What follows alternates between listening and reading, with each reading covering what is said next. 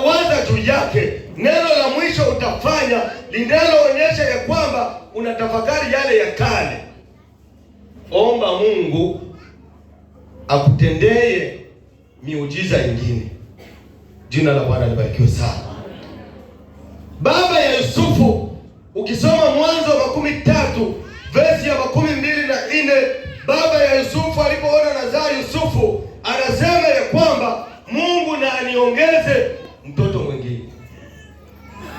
Ulishakuwa na nyumba, hauna gari, unaweza ambia Mungu unitendee muujiza ya kupata gari.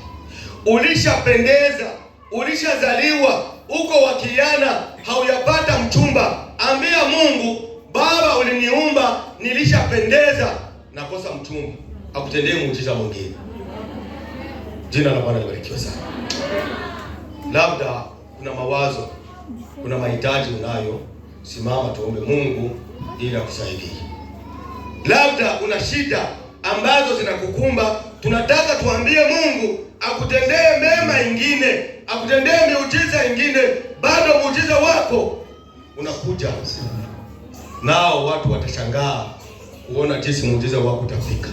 Simama tuombe Mungu ili akusaidie upate tena muujiza mpya, upate kutafakari matendo ya Mungu, uwaze juu yake, ili maisha yako yapate muujiza ambao Mungu anataka kufanya kwako.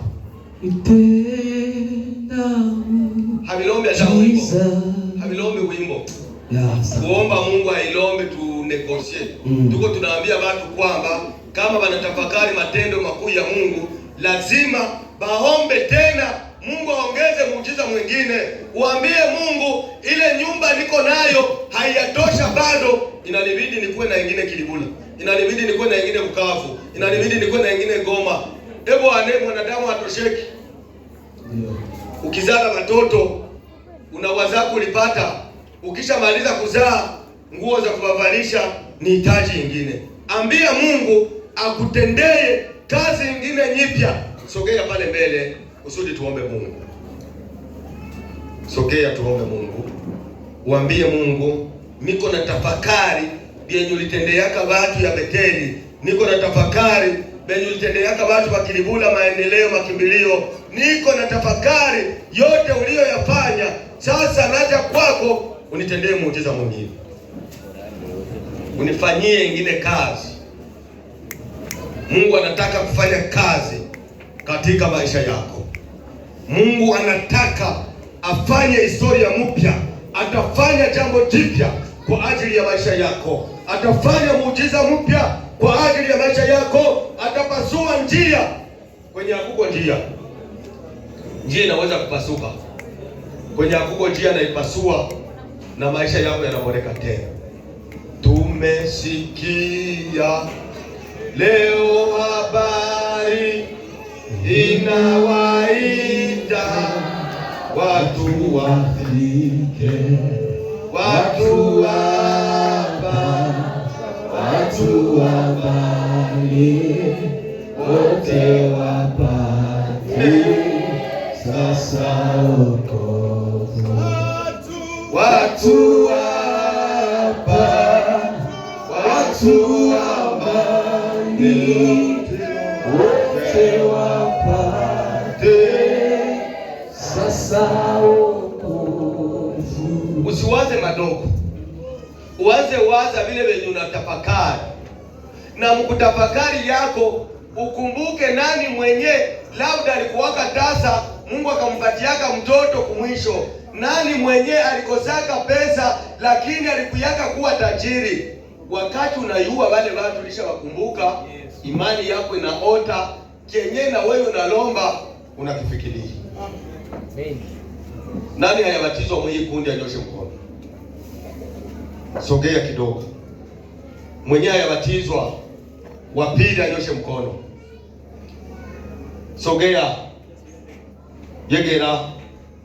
Tunataka Mungu abadilishe tena maisha yako. Maisha yako imeliwa na nzige, mali yako imezulumiwa sana, vitu vyako vimeomba sana. Ukitaka kutenda mema, mabaya yanakujia.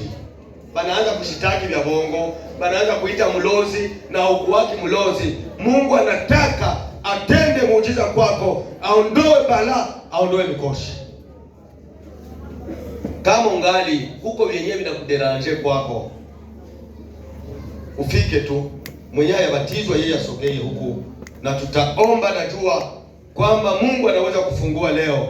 Kama haiko kuolewa, kama ulishakawia kuolewa, tunaweza kuomba na mchumba wako anakuja kesho, na mariaje yako inamalizika na mwezi wa 12 haujaisha. Mungu akitaka, akitenda muujiza kwako, magonjwa yako leo yaweza kuhama ukiwa na imani. Mungu atafanya jambo jipya juu ya maisha yako. Benye baisha batizwa ndo hapa tu. Benye baisha batizwa ndo hapa. Mpande hapa, benye baisha mpande hapa. Mpande hapa. Uanze waza shida yenye uko nayo mnyumba. Wapo wamama hapa, waume zao wamewasumbua. Wapo wababa hapa, wake zao wamewasumbua. Wapo vijana hapa, mali ya kuoa hata chupa ya petroli hawajui ya kuuzisha nao itoke wapi.